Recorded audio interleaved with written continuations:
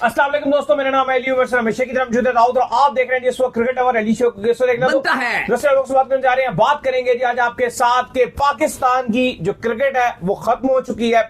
Mic Hesson जो है वो रवाना हो चुके हैं और अब पाकिस्तान ने जो सीरीज खेलनी है वो पाकिस्तान ने टूर करना है श्रीलंका का और ऑस्ट्रेलिया के साथ जो पाकिस्तान की सीरीज होगी, जहां पर होम पर जो ऑस्ट्रेलिया खेलने के लिए आएगी और जो पाकिस्तान का स्क्वाड अनाउंस होगा वो ही वर्ल्ड कप का स्क्वाड होगा। फुल एंड फाइनल स्क्वाड जो है वर्ल्ड कप का वही होगा जो इन दोनों सीरीजों के अंदर खेलेगा। तो आज हम बात करेंगे पाकिस्तान के कौन से एक्सपेक्टेड 15 रुकनी जो स्क्वाड है वो क्या हो सकता है, कौन कौन से नाम उसमें शामिल हो सकते हैं, किस किस नाम को सरप्राइज एंट्री मिल सकती है, बड़े लोगों ने डिमांड की है, इसके और बात करेंगे। और बांग्लादेश प्रीमियर लीग का भी आपको बता देंगे कि कुछ नाम उसमें सिलेक्ट हुए पाकिस्तान के, वो कौन से नाम है वो भी आप लोगों से शेयर करेंगे। तो अगर आप हमारे चैनल पर नए और पहली बार आए चैनल को आप भी सब्सक्राइब करें और साथ तो बात का आगाज करते हैं नमोन खबर के साथ जो हमारे पास आ रही है। तो दाऊद साहब, पाकिस्तान का अब जो वर्ल्ड कप का जर्नी है वो बहुत ज्यादा करीब आ रहा है। आज अगर आप बात कर लें तो दिसंबर की 1 तो आज हो गई है, अब 2 महीने टोटली जो है बाकी है, 60 दिन का यानी कि टाइम जो है आपके वर्ल्ड कप के अंदर जो है वो बाकी है।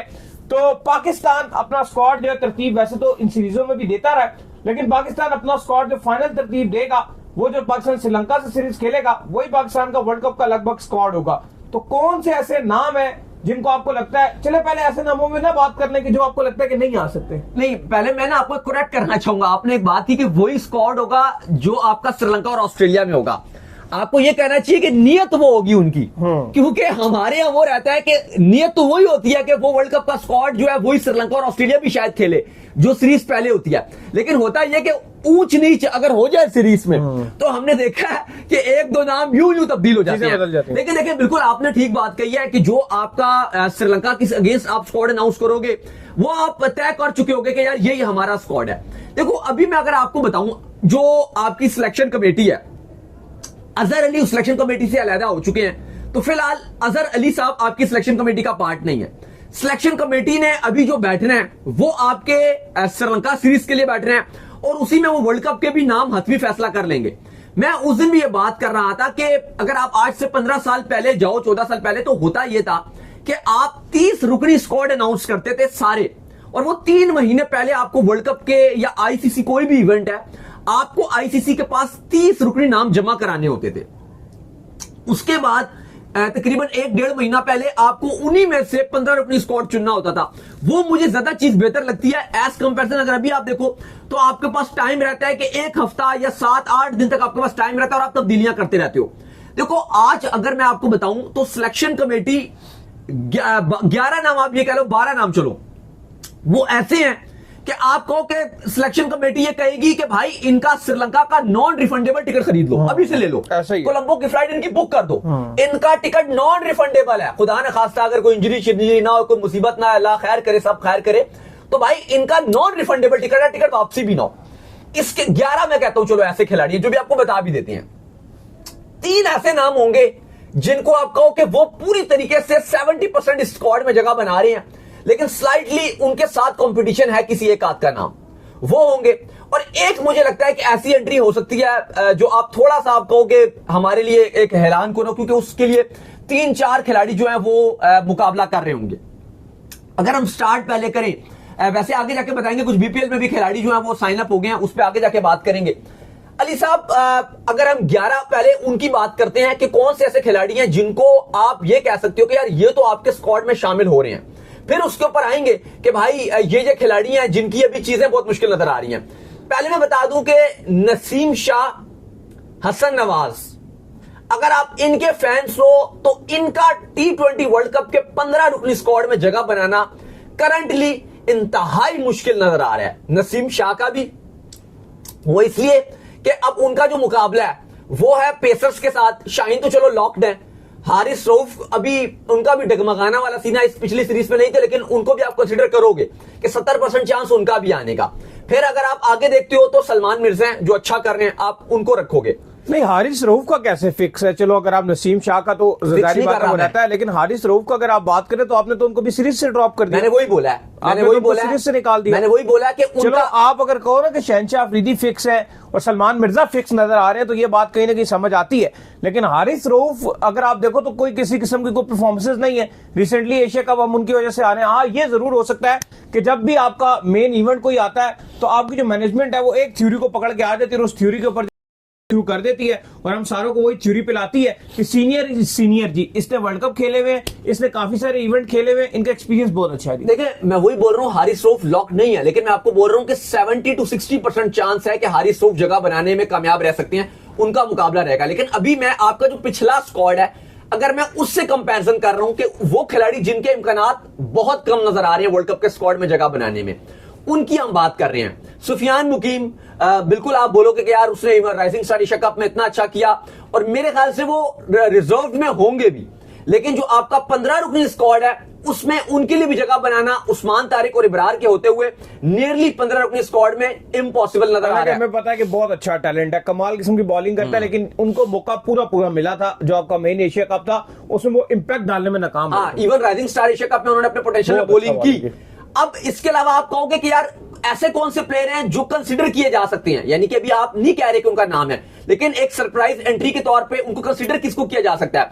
मतलब मैं कंसीडर का मतलब ये बता रहा हूं कि आपकी सिलेक्शन कमेटी जिन नामों के ऊपर गौर करेगी, बात की जाएगी, कुछ तो ऐसे नाम भी है ना जिनके ऊपर बात ही नहीं की जाएगी, लेकिन जिनके ऊपर गौर किया जाएगा कि यार इसको रख लिया जाए, इसको रख लिया जाए, उनमें अहमद दानियाल का नाम भी चलेगा, उनमें आपके जो मां सदाकत है उनका भी चांस लगेगा, उनका भी मतलब बात होगी उनके बारे में। हारिस रऊफ को आपने पिक करना है तो मुझे लगता है कि आपको अहमद दानियाल को पिक करना चाहिए हारिस रऊफ की जगह। नहीं, देखिए वो हम बिल्कुल अपनी ख्वाहिश का इजहार कर सकते हैं। अब मैं वही बात है कि कल रहा था कि शादाब खान स्क्वाड में आ रहे हैं, अब लोगों ने कहा कि यार ये तो कह रहे हैं जी कि शादाब खान को आना चाहिए, एक कहता है जी इन्होंने पैसे पकड़ लिए शादाब खान से, एक कहता है जी शादाब खान की पीआर एजेंसी चलाना शुरू हो गया। जितना अच्छा रिलेशन इनका उतना अच्छा रिलेशन मेरा भी है, मतलब ऐसा नहीं, शादाब खान हम दोनों से बहुत अच्छी सलाम दुआ है, लेकिन कल की वीडियो में हमने आपको देखा कि हमने शादाब खान की मुखालफत की है, कि हमने खुल्लम खुल्ला कहा कि शादाब को नहीं आना चाहिए, बल्कि हमने कल की वीडियो में बार बार ये बात हम बोल रहे थे कि मां सदाकत को आना चाहिए। अब मैं ये बात कर रहा था कि शादाब खान आ रहे हैं, आज टीवी का शो भी था हमारा, उसमें भी बात मैं ये कर रहा था कि शादाब खान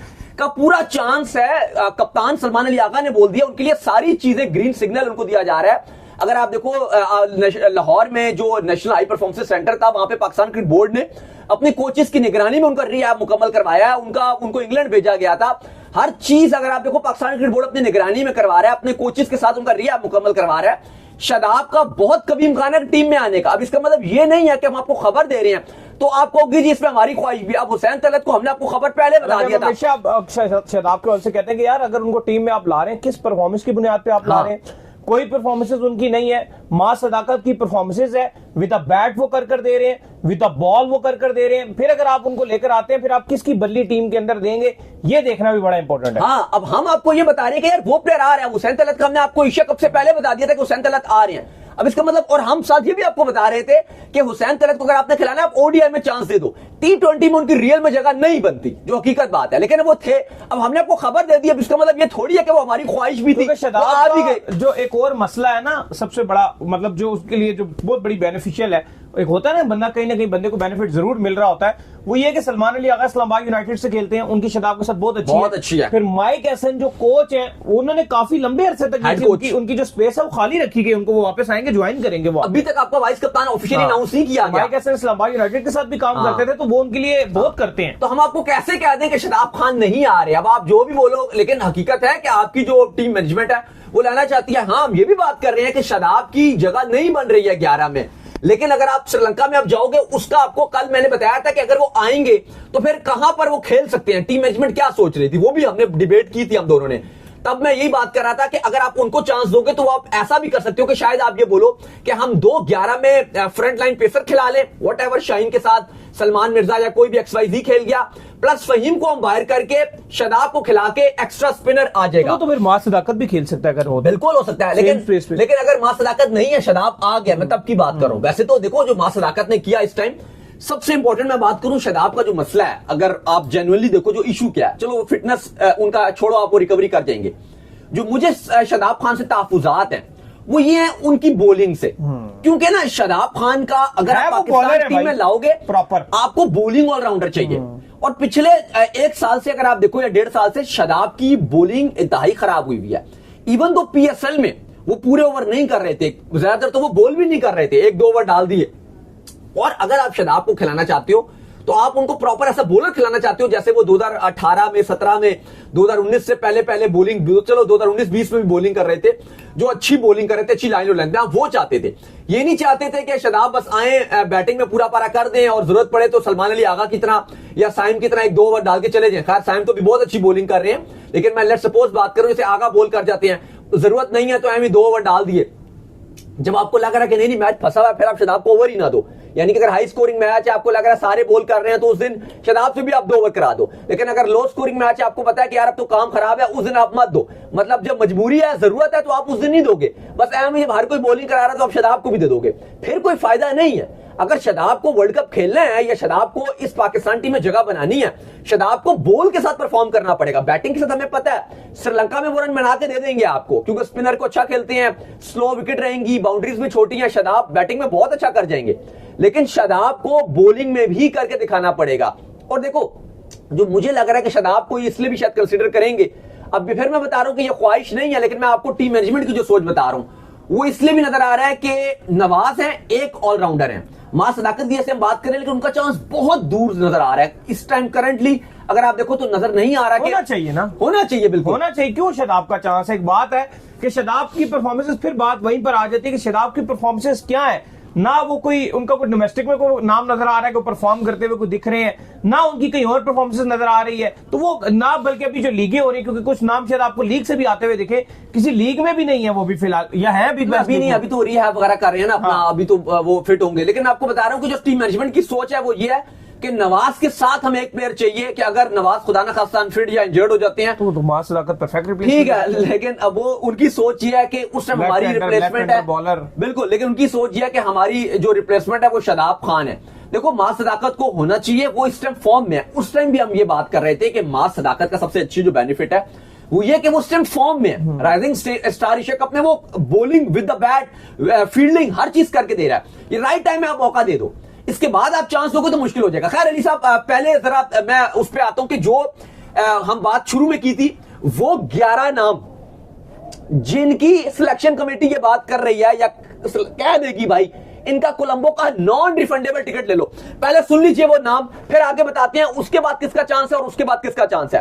पहले आप 11 नाम सुनिए जो 100% T20 वर्ल्ड कप जो लाहौर से कोलंबो की फ्लाइट चलेगी, उसमें पहली जो 11 सीटें होंगी जहाज की, जो उनमें लड़के बैठ रहे हैं, आप पहले उनके नाम सुन लीजिए। कप्तान सलमान अली आगा, आपके बाबर आजम के फैंस के लिए गुड न्यूज है, एशिया कप में नहीं थे, लेकिन उसके बाद बाबर आजम जगह बनाने में कामयाब रहे और वर्ल्ड कप में बाबर आजम टीम के साथ जाएंगे। इब्रार अहमद, फहीम अशरफ, मोहम्मद नवाज, इसके बाद Sahibzada Farhan, backup wicket keeper है इस टीम के, साइम अयूब, शाहीन शाह आफरीदी, विकेट कीपिंग के फराइज अंजाम आपके T20 वर्ल्ड कप में उस्मान खान देंगे, उस्मान तारिक ये जाएंगे, और फखर जमान। ये आपके 11 खिलाड़ी हैं जो आप लगभग कह सकते हो कि ये कंफर्म्ड है आपके जो T20 वर्ल्ड कप के आपको बिल्कुल सामने नजर आ रहे हैं। अब 12वीं जो स्लॉट है, वो स्लॉट आपको जो अब्दुल समद और इरफान खान न्याजी, इनमें से एक रखा जाएगा। थोड़ा सा इरफान खान न्याजी का राइजिंग स्टार एशिया कप थोड़ा सा डगमगाया था, अच्छा नहीं किया। हाँ, विद द बैट कप्तानी के साथ ये ज्यादा कॉन्फिडेंट नजर आ रहे हैं। अब्दुल समद के चांस ज्यादा नजर आ रहे हैं, वो आप अब्दुल समद रख लो। हसन नवाज नजर नहीं आ रहे अभी तक, तो कहीं नजर नहीं आ रहे हसन नवाज आपके एशिया का सॉरी वर्ल्ड कप के स्क्वाड में। नेड़े भी नहीं, अगर वो होते तो फिर आपका जो श्रीलंका वाली जो सीरीज थी, एटलीस्ट उसमें उनको एक चांस तो मिलता। हाँ, वो कहा जा रहा है वो हमारे प्लान्स में, लेकिन बाद में उनको चांस देंगे, फिलहाल वो नहीं है। अब 12वां खिलाड़ी अगर आपका अब्दुल समद आ गया, अब 13, 14, 15, अब 3 खिलाड़ी हैं। 3 में से अब 2 तो आपके कंफर्म फास्ट बॉलर हैं, 15वें में भी आते हैं। अब फास्ट बॉलिंग में अली साहब बहुत ज्यादा आप कह लो कि झोल है, बहुत ज्यादा मसले मसाइल हैं। एक बॉलर कंफर्म है शहनशाह अफरीदी, वो बता दिया, वो हो गया तो okay। अभी दोनों झोल हैं। उस अब दूसरे में देखो, मुझे ये लगता है ये वैसे ऑन द सीरियस नोट अगर आप देखा जाए तो प्रेफर जो है वो आपको यही पता है, क्योंकि आकिब जावेद भी वहां पर मौजूद है। हारिस रऊफ होंगे, अगर आप ये कहें ना कि हारिस रऊफ नहीं होंगे तो ये कहना भी गलत बात होगी, क्योंकि मुझे पता है ना एक मेंटली सोच के बारे में पता है उनकी कि वो क्या सोचते हैं। होना हारिस रऊफ को नहीं चाहिए, लेकिन हारिस अच्छा, मुकाबला बता दूं किस किस में रहेगा मुकाबला, बताएं। हाँ, तो मुकाबला इसमें जो आपका लोग फास्ट बॉलिंग में रहेंगे, जो ऊपर है, फिर नीचे भी बताते हैं जो मुकाबला करेंगे fast bowler. Haris Rauf, Salman Mirza, Wasim junior, इसके बाद आपके जो है वो नसीम शाह को भी आप कहीं ना कहीं रह लो कि वो भी रेस में है, ऑब्वियसली अभी आपके T20 स्क्वाड में थे, वो भी रेस में है, थोड़ा सा पीछे नजर आ रहे हैं बाकियों से। अहमद दानियाल, मैंने बात पहले ही की थी कि वो एक सरप्राइज एंट्री हो सकती है कि आप जिस तरह से उन्होंने राइजिंग स्टार एशिया कप में बॉलिंग की थी, उन्होंने एकदम से पूरे पाकिस्तान के दिल जीत लिया और एकदम ट्रेंड पे चले गए थे, ऑब्वियसली वो इस रेस में है। पिक आपने 2 करने हैं। शाहीन का आपको बता दिया वो लॉक है, फहीम अशरफ लॉक है, वो 2 हो गए हैं। 2 फास्ट बॉलर आप और लोगे, टोटल 4 रखोगे आप fast bowler, 3 main fast bowler, 1 Faheem Ashraf आपका।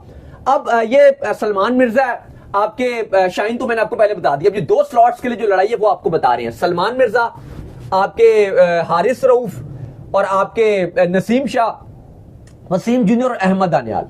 अगर जो मुझे लगता है कि जो स्टार्टिंग इनका चांस है वो यही है, हारिस रऊफ और सलमान मिर्जा।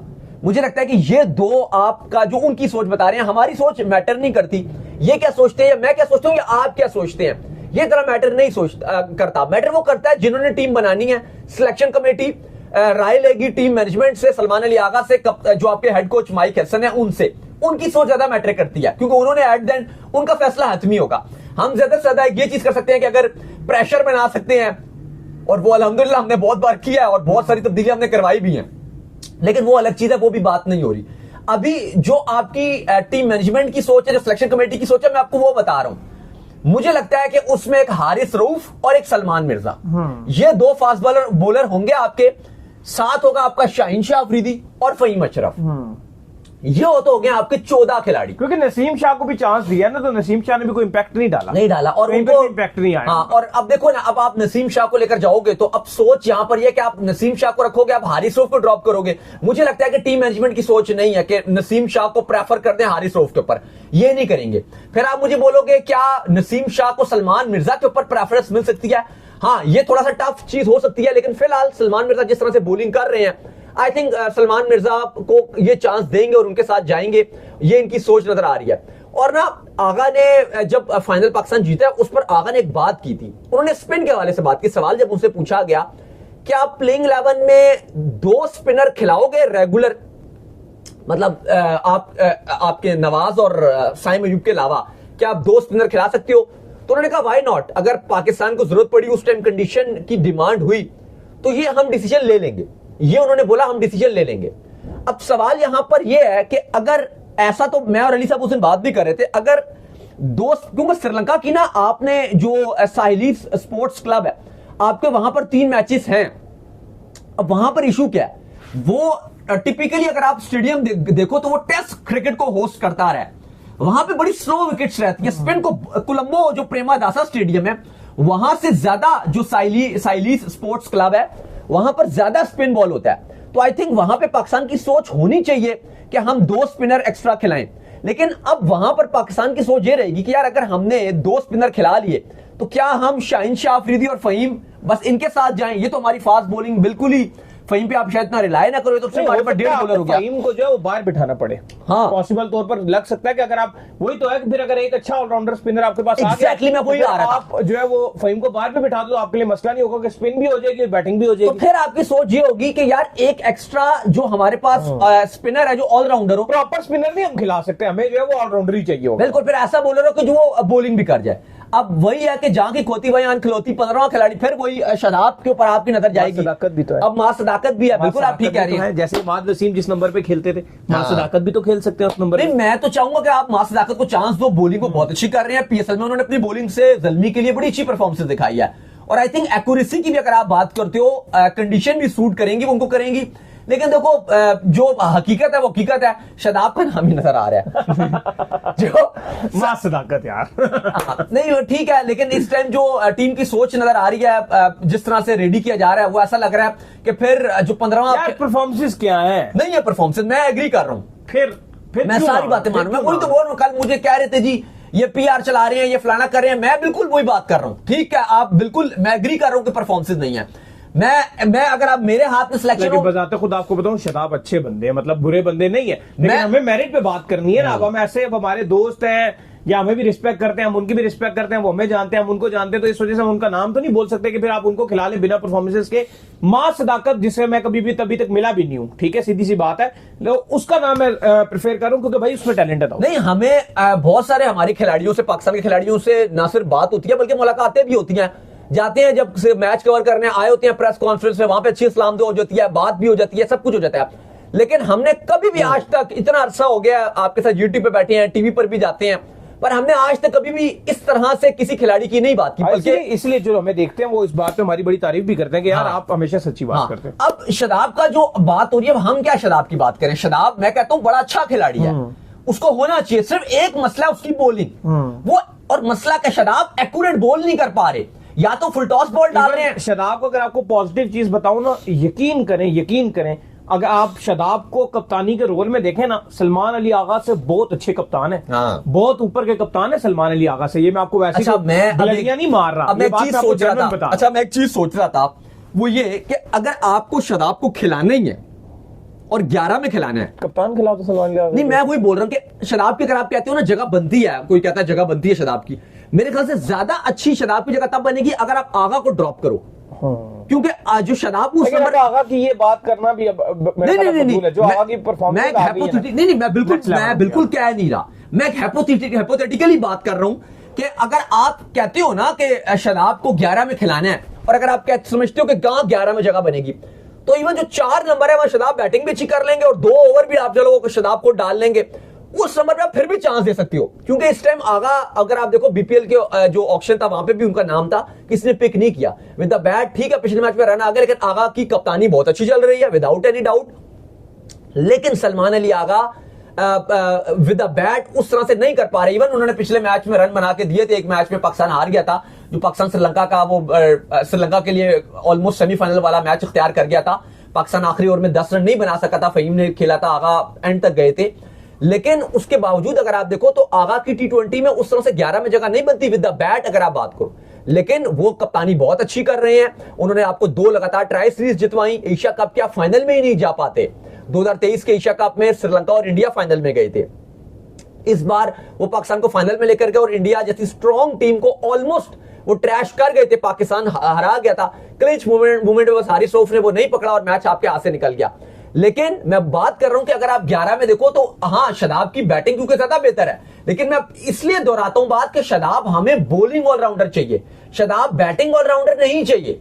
वो इंप्लीमेंट साइम अयूब पर भी होती है, साइम अयूब साहब बॉलिंग शुरू कर दिया उन्होंने, हमें साइम बैटिंग वाला साइम चाहिए, बॉलिंग पार्ट टाइमर है, वो कर ले नहीं भी करेगा हमें बुरा नहीं लगेगा, पर बैटिंग अब तो खत्म हो गया। सैम अयूब अगर आप बोलोगे वो proper as a batsman team में खेल रहा है, अब तो बॉलिंग के कोटे पे ही खेल रहा है। कहानी ये बहुत पीछे कहानी चलेगी।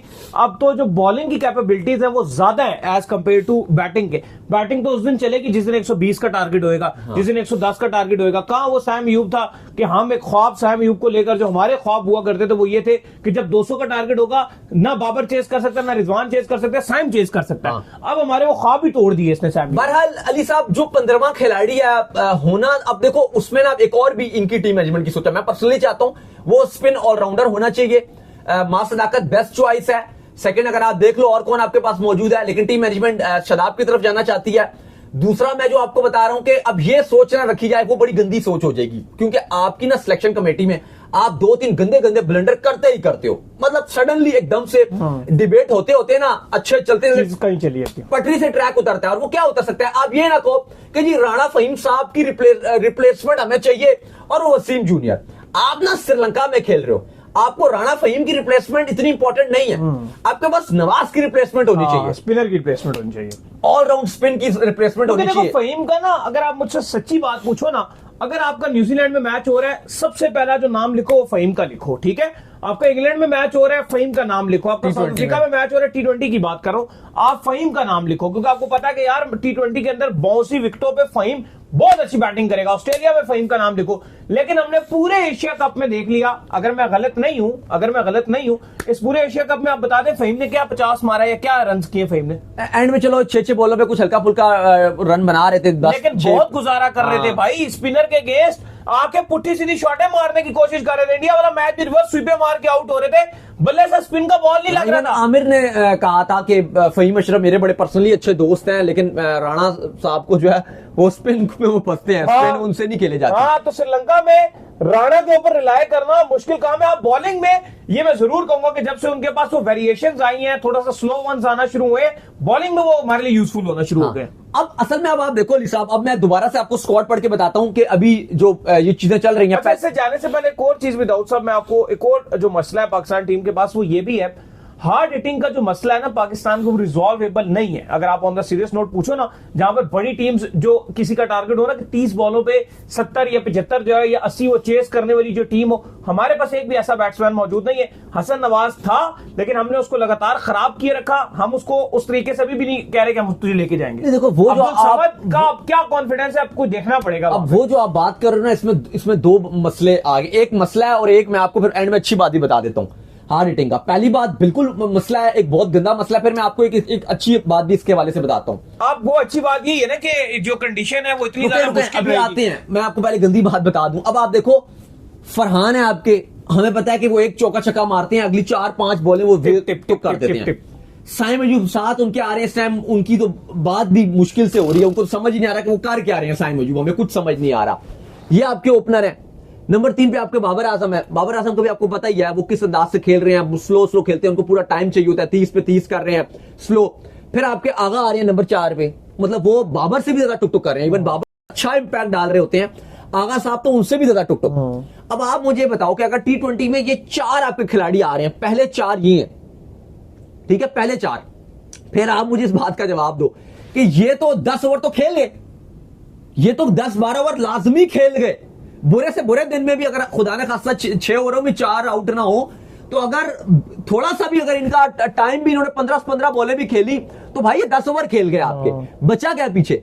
फिर अगर उसके बाद आप रखोगे उस्मान खान को जो आपके विकेट कीपर हैं, या आप रखोगे फखर जमान, या फिर अगर आप फखर जमान को बाहर करोगे, शायद अगर फखर रन नहीं बनाएंगे, हो सकता है कि आप उनको बेंच करके जो आप अब्दुल समद को रख रहे हो, आप उनको 11 में खिला दोगे। अगर आपको लगेगा यार फखर जमान को हम नंबर 5-6 पे रख रहे हैं, कुछ समझ ही नहीं आ रहा, ना फखर को समझ आ रहा है ना हमें समझ आ रहा है, हो सकता है आप उनको बेंच करवा दो। अब उस सूरत में या वट एवर आप मे बी आप अगर आगे कॉम्बिनेशन बने, आपका फरहान के रन ना बने, वो आप कॉम्बिनेशन बना लोगे। लेकिन चलो मैं मान के चल रहा हूं अब्दुल समद आपके अगर मिडल में आ जाते हैं। अब अब्दुल समद का भी पता नहीं है ना यार, आपने उनको न्यूजीलैंड में तो मौका दिया है, बाकी तो उन्होंने खेला ही नहीं है। तो आप अगर देखो पहले 4-5 तो आपके एक जैसे हैं, बिल्कुल एक जैसे खिलाड़ी हैं, और वो थोड़ा धीरे खेलते हैं। और बाकी इसमें जो हमारे लिए एक राहत की बात है, वही वाली बात कि कंडीशन जो है वो स्लो है। अच्छा, अगर फ्लैट कंडीशन आ गई, जैसे पिचों में ऐसा होता है कि आईसीसी जो विकेट प्रिपेयर करता है स्पेशली T20 वर्ल्ड कप को लेकर, वो टिपिकली वो श्रीलंकन विकेट नहीं देता। आपने दुबई में भी देखा होगा आईसीसी अच्छी विकेट प्रिपेयर नहीं, लेकिन मसला ये है ना कि कंडीशन खराब कंडीशन भी तो है ना। अब जो आईसीसी जो भी करे, कंडीशन अब अमेरिका में था, अब न्यूयॉर्क जो नासो स्टेडियम था, इंडिया में तो हाई स्कोरिंग मैचेस। अब न्यूयॉर्क में जो था नासो में, वहां क्या था 110-15 110-15, जो मर्जी कर लो, यही रन बने पूरे मैचेस में 110-15, वही चेस भी नहीं होते थे, जो बना लिया वो चेस भी नहीं हुआ। अब बिल्कुल अब अच्छी बात यह है पाकिस्तान के लिए कि हमने इंडिया में नहीं खेलना।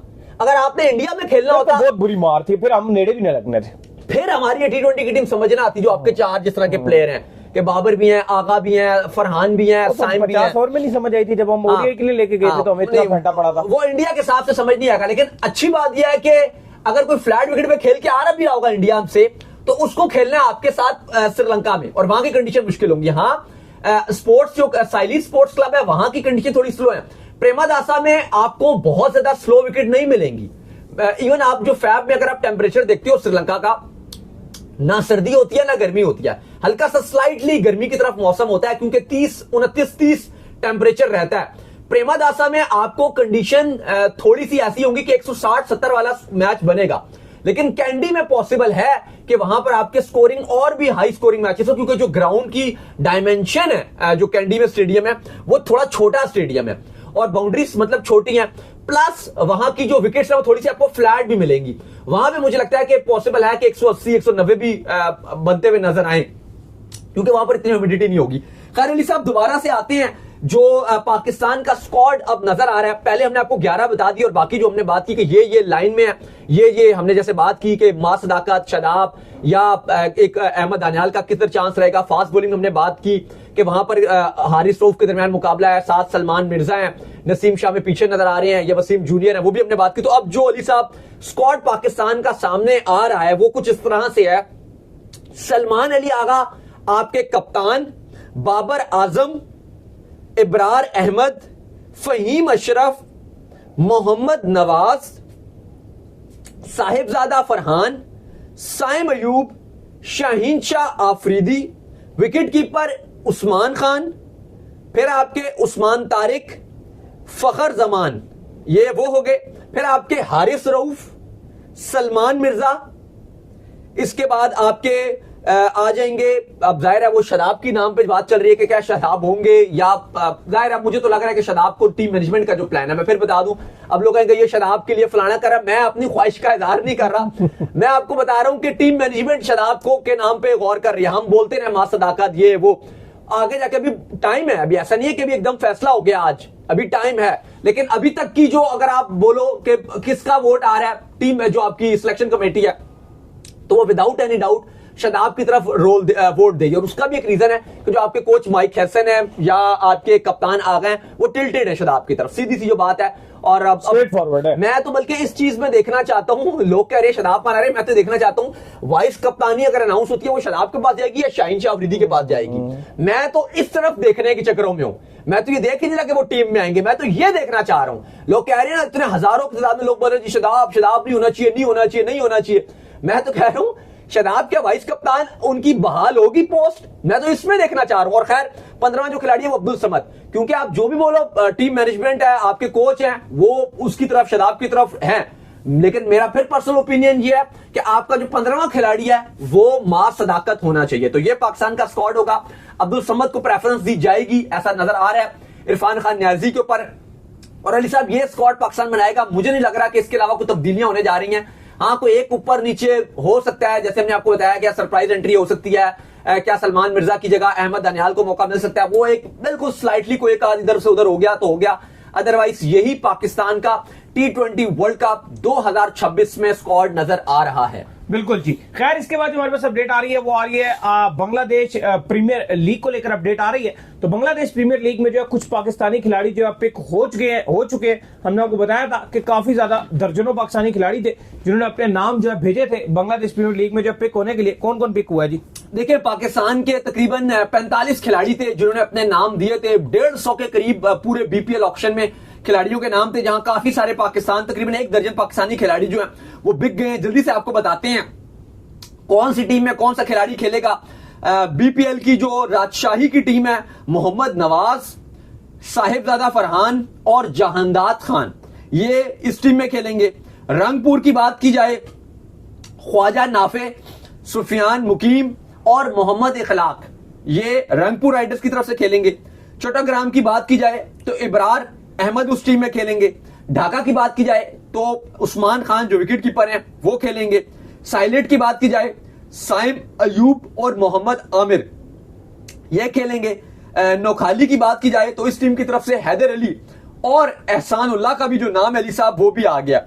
अगर आप ओवरऑल बात करो तो सारी ही इस टाइम लीग्स चलेंगी, 4 लीग्स चलनी है। अब पाकिस्तान के खिलाड़ी तो खेलेंगे ही नहीं। अच्छा, तो सारे बड़े इंपॉर्टेंट पॉइंट था और वो ये भी था कि ये लीग्स का भी इंपैक्ट जो है वो आपके T20 वर्ल्ड कप स्क्वाड पे पड़ सकता है। ये मैं आपको पहले बता दूं। Exactly होगा। मतलब ये चीज आप अपने ध्यान में ना रखिएगा कि जो पाकिस्तान ने इंटरनेशनल क्रिकेट खेल ली है, जो खेलेगा वही है।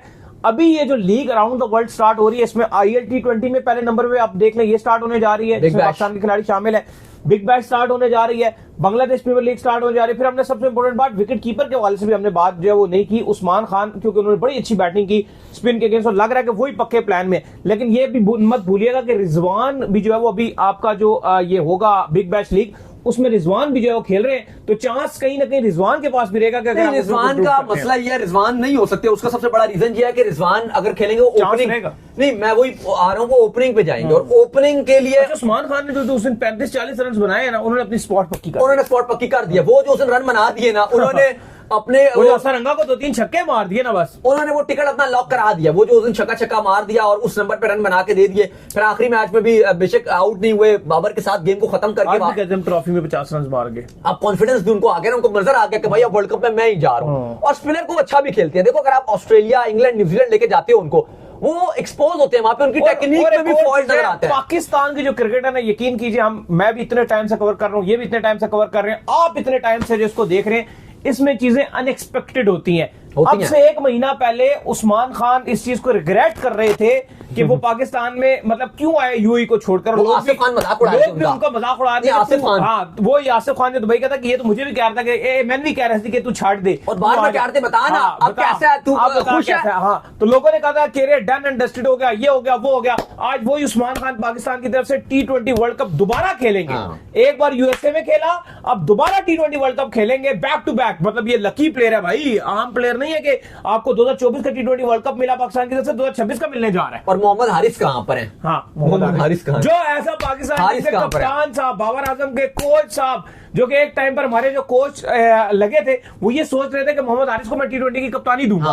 वो नजदीक भी नहीं है, मतलब उनके बारे में कोई सोच भी नहीं रहा कि यार ये दोबारा इंटरनेशनल में नजर आएगा। और बहुत टाइम तक ऐसा लग रहा है कि मोहम्मद आमिर को, सॉरी मोहम्मद आपके जो हारिस है, उनको दूर दूर रखा जाएगा। बिल्कुल उनके हवाले से सोच भी नहीं रखी जा रही कि उनको टीम में लाया जाएगा। रिजवान का बस मसला यही है कि अगर वो मिडिल ऑर्डर में खेलते होते या खेल पाते, क्योंकि उनका मसला भी है ना, बीसीपीएल में उनको मिडिल ऑर्डर में चांस मिला था, लेकिन वो इतने पैथेटिक रिजवान नजर आ रहे थे कि वो सोचा गया कि भाई इनको चांस नहीं दिया जाएगा। इवन ओडीआई में रिजवान बहुत अच्छा कर रहे हैं, लेकिन T20 में मिडिल ऑर्डर में तो आई डोंट थिंक सो कि ना उनको चांस मिल सकता है ना मिलेगा। अभी हम बात कर रहे हैं, ऑलरेडी बोझ है, सलमान अली आगा नंबर 4 पे आ रहे हैं, 3 पे बाबर आजम आ रहे हैं। अब आप 5 पे रिजवान को रख दोगे तो फिर तो अल्लाह ही हाफिज है, वो मामला बड़ा खराब हो जाएगा। तो खैर बाकी बिल्कुल ये बात भी है कि अभी इतनी सारी आपकी लीग्स चल रही हैं, 4 लीग्स चलेंगी, और इन लीग्स में जो हल्का फुल्का जो हमने बात की है ना, कि इस प्लेयर का चांस है या इस प्लेयर का कम चांस है, तो ये लीग डिसाइड करेंगी। क्या पता जिसका कम चांस है उसका ज्यादा चांस हो जाए, और ज्यादा वाले का अगर बहुत फेलियर आ गया तो उसका चांस कम भी हो सकता है। तो ये चीज भी एक इंपैक्ट डालेगी। लेकिन बाकी जो हमने आपको नाम बताए हैं, ऑलमोस्ट हतमी शक्ल इन्हीं में से और इन्हीं को ही इंशाल्लाह दी जाएगी। अच्छा दाऊद साहब, इसके बाद एक और खबर आ रही है, और वो आ रही है मोइन अली के हवाले से। कल हमने आपको बताया था कि पीएसएल में जो है बड़े बड़े नाम जो है वो एंट्रीज लगातार जो है मार रहे हैं, और बड़े बड़े नाम जो है पीएसएल को ज्वाइन कर रहे हैं। मैं देख रहा हूँ बहुत ज्यादा क्रिटिसिज्म भी हो रहा है, यार ये क्या रिटायर्ड प्लेयर्स आ जाते हैं, ये है वो है। लेकिन कुछ ना होने से होना बेहतर, मुझे तो लगता है कि पॉजिटिव चीज होती है। आपको मानना पड़ेगा, आप मेंटली मानो ना मानो, जो मर्जी करो, पिटो या जो मर्जी कहो, लेकिन आईपीएल इस वक्त दुनिया की बड़ी लीग है, और सबसे बड़ा मसला आईपीएल का पैसा है। जहां पर आपको भी अगर 1 करोड़ 2 करोड़ वहां पर मिल रहा हो और एक जगह पे 30 लाख मिल रहा हो, आप भी 2 करोड़ वाले को प्रेफर करोगे। अगर उस पैसे को भी छोड़कर कोई बंदा आ रहा है,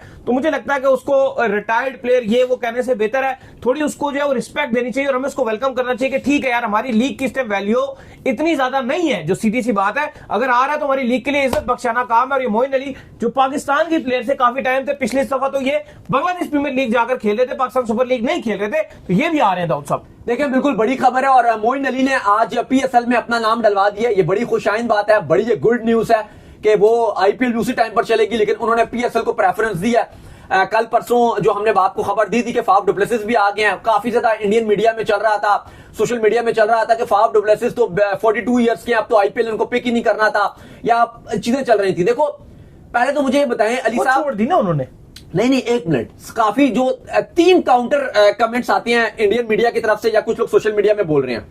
एक वो ये कहते हैं कि वो 40 प्लस का था फाफ डु प्लेसिस, मैं मानता हूं 40 प्लस का था। फिर वो कहते हैं कि यार ये तो मतलब आईपीएल इसको लेती ना। अब मैं पहले आपको कैसे पता कि आईपीएल उसको ना लेती?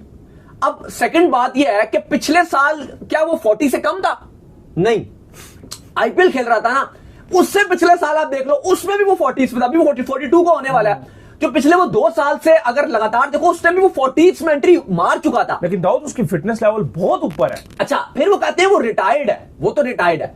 भाई मुझे ये बताओ कि लास्ट साउथ अफ्रीका की तरफ से उसने मैच कब खेला था? वो तो कब का ही खत्म हो गया। कितने साल गुजर गए उसको खेले हुए। ऐसे टाइम के ऊपर रिटायरमेंट नहीं थी जब लोग कहते थे अच्छी भली इसमें इंटरनेशनल क्रिकेट है। नहीं, 5 साल उसको हो गया, उससे भी टाइम ऊपर हो गया। अब आप मुझे बताओ कि उतना अरसा उसको हो गया रिटायर्ड हुए हुए, वो हर उसके बाद रिटायरमेंट के बाद उसने आईपीएल में कप्तानी क्या नहीं की है आईपीएल में कप्तानी? क्या वो आईपीएल से निकाला गया रिटायरमेंट के बाद? ये तो नहीं ना कि वो कल रिटायर्ड हुआ है और आज आप बोल रहे हो। तो भाई वो तो रिटायरमेंट के बाद भी आईपीएल में ना सिर्फ उसने कप्तानी की, सीएसके और आरसीबी का वो एक इंटीग्रल पार्ट रहा, वो लीडरशिप क्वालिटी में रहा। तो अगर आप, और चलो आप बोलते हो 40 प्लस का हो गया वो तब आ गया, तो भाई पिछले साल भी तो वो 40 का ही था, तब 2 आईपीएल खेल रहा था, तब तो किसी ने एतराज नहीं किया कि फाफ डु प्लेसिस रिटायर्ड भी है। Faf du Plessis South Africa से भी खेला हुआ अरसा हो गया, फाफ डु प्लेसिस तो 40 का भी हो गया, किसी को एतराज नहीं था। लेकिन अभी उसने कहा कि मैं आईपीएल नहीं खेलूंगा, मैं पीएसएल खेलूंगा। और मजे की आपको बात बताऊं, अगर आपने उसका बयान नहीं पढ़ा फाफ का, उसने कहा मैंने आईपीएल छोड़ा नहीं है, उसने कहा कि मैं पॉसिबल तौर पे अगले साल शायद फिर जाऊं आईपीएल में। अब मुझे फिर उस टाइम अगले साल बताना आप कि लोग कहेंगे जी कि फाफ डु प्लेसिस ने देखा पीएसएल को लात मार दी, पीएसएल को लात मार दी और वो आईपीएल में चला गया। अब उस टाइम वो 43 का हो रहा होगा। और ऐसा नहीं है कि अगर आप आईपीएल में देखो कि कभी वो 40 प्लस वाले खिलाड़ी हैं ही नहीं। अब धोनी 43 की उम्र में खेल रहे हैं और हम खुद इसको कहते हैं कि अच्छी बात है यार, वो एक स्टार प्लेयर, उसको खेलना चाहिए। फाफ डु प्लेसिस ये 40 प्लस एज में खेल रहे हैं आईपीएल, खेलते रहे हैं ना, तो कोई बड़ी बात, तांबे इंडिया के खिलाड़ी हैं वो खेलते रहे, तो कोई बड़ी बात नहीं है। तो ये कह देना कि यार वो तो रिटायर्ड है, यार वो तो फलाना है, तो भाई ये इतने सारे खिलाड़ी हैं आईपीएल में जो रिटायर्ड हो जाते हैं। अंद्रे रसल वो रिटायर्ड हो गए थे फिर भी आईपीएल खेल रहे थे। सही है। चलो फिलहाल तो अंद्रे रसल ने ऐलान कर दिया ना कि अब तो वो आईपीएल से भी रिटायर्ड हो गए हैं, लेकिन बहुत सारे वेस्ट इंडीज के खिलाड़ी हैं, सुनील नारायण या और बहुत सारे खिलाड़ी हैं वेस्ट इंडीज के, जो वेस्ट इंडीज को कब की छोड़ चुके हैं क्रिकेट। ब्रेवो, डीजे ब्रेवो कब छोड़ चुके थे आईपीएल, और फिर भी खेलते रहे थे। क्रिस गेल छोड़ गए थे फिर भी वो आईपीएल खेलते रहे थे। तो ऐसा नहीं है कि रिटायरमेंट के बाद लोगों ने आईपीएल नहीं खेला। तो फाफ डु प्लेसिस ने भी अगर रिटायरमेंट के बाद आईपीएल भी खेल लिया, 40 प्लस की एज में भी आईपीएल खेल लिया, लेकिन अगर पीएसएल खेलने के लिए तो लोग कह रहे हैं जी ये हो गया जी वो हो गया जी। और अच्छी बात यह है कि मोइन अली भी अब पीएसएल में साइन अप हो गया, लेकिन फिर भी इसका हरगिज ये मतलब नहीं है कि हम बड़ा सपोर्ट कर रहे हैं जी, कि जैसे बड़े नाम है, ग्लेन मैक्सवेल हैं, ट्रेविस हेड हैं, जॉस बटलर हैं, बेन स्टोक्स हैं। देखें, अगर आप इन प्लेयर्स को नहीं लाओगे पीएसएल में, तब तक आप ये नहीं कह सकते कि यार हमारी लीग दुनिया की नंबर 1 कैसे लाए? सवाल पैसे देने पड़ेंगे। हाँ ना, सवाल यहाँ पर ये, और कुछ भी आईपीएल के पास पैसा ज्यादा है, हाँ। वो पैसे दे के लाता है। आपकी जितने में फिर बात ये कि मैं सर्च करूं तो फिर बात कड़वी हो जाती है कि उधर कभी कभी एक प्लेयर को इतने पैसे दे दिए जाते हैं जितने में पूरी टीम बनती है एक पीएसएल की, तो नहीं हो सकता। वो आपको पैसे देने पड़ेंगे। मुझे लगता है कि जो आ रही है उसको वेलकम करो। ये आपकी फ्रेंचाइजीज अगर अपना बजट बढ़ाएंगी, ऑप्शन की तरफ जाएंगी, नहीं बैकडोर में प्लेयर से डील करेंगी। फ्रेंचाइज चिंदी चोरी करती है, वो पैसे नहीं बढ़ाती ऑन द सीरीज। अगर आप पिछले एक डिकेड से नहीं बढ़ाए, 10 सालों में नहीं बढ़ाए। अगर आपकी फ्रेंचाइजीज बैकडोर पे डील्स करेंगी, बैकडोर पे खिलाड़ियों को पैसे देंगी, आईपीएल में होता है बैकडोर पे पैसे दिए जाते हैं, इवन ऑक्शन के अलावा भी दे दे। चलो वही तो फिर फ्रंट में भी नहीं दे रहे ना, वही तो कह रहा हूं। नहीं, चलो अगर कोई एक फ्रेंचाइजीज कह रही है कि यार फ्रंट पे बड़ा मामला है, ये तो रूल्स हैं, तो आप बैक डोर पे कुछ पैसे देकर आप और अमाउंट देकर, लाइक आप मैक्सवेल है, आपको यार 4.5 करोड़ आपको पीकेआर में आपको पीएसएल से मिल जाएगा, मैं आपको 5 करोड़ मैं आपको बैक में दे दूंगा, पीछे से आपको दे मिल दूंगा। जाएगा 4.5 करोड़ यानी कि नहीं, पीएसएल की मैं बात कर रहा हूं कि पीएसएल के जो ड्राफ्ट है ना, 4.25 करोड़ आपका प्लेटिनम का एक कैटेगरी जो है प्लेटिनम का वो ले लेता है ना, जो पहला पिक होता है खिलाड़ी, वो 4.5 करोड़ ले लेता है। तो आप ये बोलो कि यार मैं आपको 4.5 करोड़ दे रहा हूं, और एक और चीज है दाऊद साहब, बैक डोर पे मैं आपको 5 करोड़ और दे दूंगा, मैक्सवेल आप आ जाओ। और जब तक आप सेम टाइम के ऊपर खेलोगे ना, वो तो कभी भी नहीं आएंगे। ठीक है, सेम टाइम के ऊपर आप उनके प्राइस मनी को compete नहीं कर सकते जो पैसे वो देते हैं। नहीं, अभी तो फिलहाल पैसे नहीं बढ़ा रहे, अभी तो ये बेहतर है कि आप सेम में खेल रहे हो, क्योंकि अभी आप जब सेम में नहीं खेल रहे थे फिर तो आपके पास कोई भी नहीं आता था। अभी जब से सेम में खेलना शुरू हुआ, पैसों बढ़ा के अगर सेम से हटके खेलोगे फिर शायद कोई आ भी। यार पहले पैसे बढ़ाओ फिर हम बात करेंगे। अभी तो हम दोनों ही बात कर रहे हैं कि पैसे बढ़ाओ, वो तो बढ़ा ही नहीं रहे। तो जब आप पैसे बढ़ा ही नहीं रहे फिर तो आप सेम में ही खेल लो ना। उससे फायदा ये हो जाता है कि जब सेम में बहुत सारे खिलाड़ी बड़े अच्छे नाम होते हैं जो ऑक्शन में नहीं बिकते, जैसे पिछले साल वार्नर नहीं थे तो पीएसएल में आ गए थे, बड़ा नाम था ना वार्नर, तो वो ठीक है। अगर आप पैसे नहीं बढ़ा रहे और इसी तरह खेल रहे हो तो फिर आप उस टाइम खेलोगे तो आप आईपीएल दुनिया भर का हर खिलाड़ी तो नहीं खरीद लेगा ना। बहुत सारे खिलाड़ी होंगे जो आईपीएल नहीं पिक करता, कोई रीजन रहता है, या उनकी टीम पूरी हो जाती है तो, या कॉम्बिनेशन में फिट नहीं बैठ रहा, उसकी रिप्लेसमेंट उन्होंने कोई और ले लिया, तो बड़ा नाम आपके पास आ जाता है। मसला ये होता है कि अगर आप पहले खेल लेते हो या ऑक्शन नहीं हुआ होता उस टाइम, तो हर खिलाड़ी को उम्मीद होती है कि मैं आईपीएल के ऑक्शन में बिक जाऊंगा और उसको लगता है कि मुझे ज्यादा पैसे मिलेंगे, फिर वो पीएसएल में ड्राफ्ट में आता ही नहीं है। यही बात है, क्योंकि उसको एक उम्मीद होती है कि मैं आईपीएल में बिक जाऊंगा। लेकिन चूंकि अब एक बार ऑक्शन हो गया आईपीएल का, सबको पता चल गया कि अब आईपीएल चलेगी, इंटरनेशनल क्रिकेट तो वैसे नहीं होनी, मैं बिल्कुल वेला, तो इससे बेहतर है बड़े नाम भी ये कहते हैं कि हम पीएसएल में चले जाएंगे। लेकिन जो मैं फिर बात करूं कि जो करंटली एक्टिव बड़े खिलाड़ी हैं जैसे Rabada, Trent Boult, Buttler, Ben Stokes, Maxwell, Travis Head वगैरह वगैरह जो हैं, इनको आप तभी लाओगे कभी भी अगर आप पीएसएल में लाना चाहोगे एक्टिव। रिटायरमेंट के बाद तो कोई भी इनमें से आ जाएगा, लेकिन करंटली तभी आएंगे अगर आपकी फ्रेंचाइजीज पैसा बढ़ाएंगे, उसके बगैर आप जो मर्जी कर लो, पैसे के बगैर ये नहीं आएंगे। तो चलिए उम्मीद करते हैं आज हमारे शो आपका वीडियो को लाइक कीजिए, हमारे चैनल को सब्सक्राइब कीजिए, साथ ही बेल आइकन को बजाइए। एक और काम कर लीजिए, वही कर लीजिए, इंस्टाग्राम पर आप जाइए फॉलो कीजिए, इंस्टाग्राम पे मुझे फॉलो कर लीजिए, वहां पे मैं मौजूद हूं दाऊद क्रिकेट के नेम से। अगर आपको कोई सवाल हो तो भेजिएगा और इनको भी मुझे फॉलो कीजिए, हम जो ऑफिशियल के नाम से लिंक डिस्क्रिप्शन में मौजूद है। आप सुनते हैं, तब तक के लिए अल्लाह हाफिज।